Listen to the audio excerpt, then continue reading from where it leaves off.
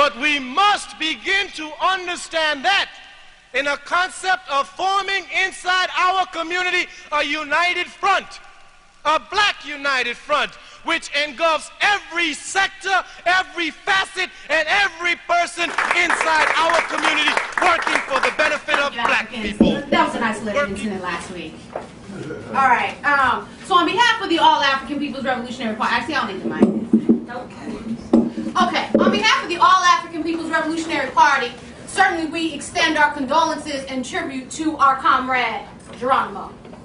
But what we must do today is understand why our comrade was incarcerated illegally for 27 years. We stand here and we want to pay tribute to this African, but we must understand that he was incarcerated for 27 years in the prison industrial complex within the United States of America. And let's ask ourselves, what do the pigs, what do the military, and what does the prison industrial complex do? It controls the interests of the 5% of the population, which controls 95% of the resources. So let's ask ourselves, how many of us in this room are in that 5%? I sure know I ain't, right? Which means that the pigs, the military, and the prison industrial complex is created and functions in order to what? Control us, right?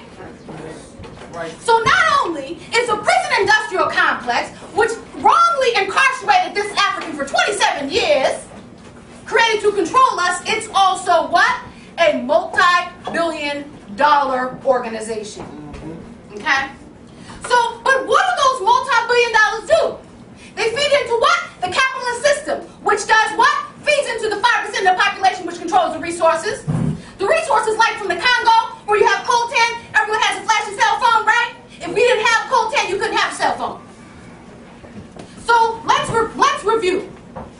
Brother Geronimo, Brother Mumia, Brother Leonard Peltier, millions and millions of other Africans incarcerated in the prison industrial complex in order to feed into capitalist America, right? In order to feed into 5%, so that the people will be asleep. Because when you're locked up, you're asleep, right? When they tell you when to go to the restroom, when they tell you when to eat, when they tell you when to wake up, you're asleep. What do you do when you're locked up? You fight for your life, right? So you're sharpening up a little shankaroo, because somebody may come for you, right? So while you're sharpening up a shankaroo, you don't have no time to sharpen up your mind. But let's ask ourselves, did our comrade Geronimo do that? Yes, he did. While he was locked up, he formed study groups. They read Shanghai Diab. Why did they do that? They did that so they could transform their ideology from one of a capitalist ideology, one where it's rampant individualism, there's free market, right? And what is it? Overall exploitation, to one that's collective. One that's pro-African. Because be clear, the capitalist ideology is anti-African. Yes, that's right. Right? Let's be clear. Now, I know we're running out of time, and I can be a little long-winded, so be clear, I'm coming. I'm coming, African. This African got released. He said, you know what? I've been in an organization since I can remember. Why would I not be in an organization now? This African was in an organization from his early teens until the day he made his transition. So what does that say to us in this room? It says we must be in an organization, African. You know why? Because be clear, the enemy is organized. Be clear, organized and disciplined. We sleep up in this camp, getting some Z's, getting our hair done, making sure our toes are tight, and what is the enemy doing? Organizing. So while we're primping and propping, you feel me? You feel me? The enemy is organizing to keep us oppressed. So the only way in which we will be free as African people is to what? Organize. But we must not just organize. Because be clear, we can organize, right? Something happens, what do? We run, we picket, right? After that is done, we walk away. You hear me though? We need permanent organizations to tear down this capitalist system.